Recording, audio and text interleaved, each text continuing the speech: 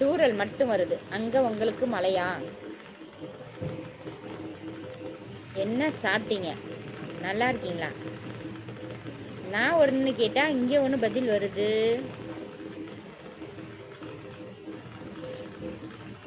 நலம் நலம் அறியாவல்.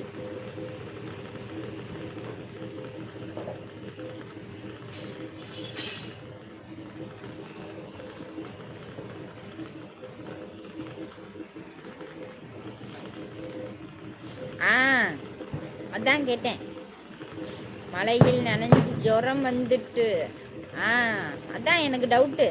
இல்லைன்னா நம்ம வீரா வருவாரே, வந்தாருன்னா பக்கம் பக்கமா எழுதுவாரே, போக மாட்டாரே, ஃபுல்லாவும் இருப்பாரு. ஏன் டவுட்டு?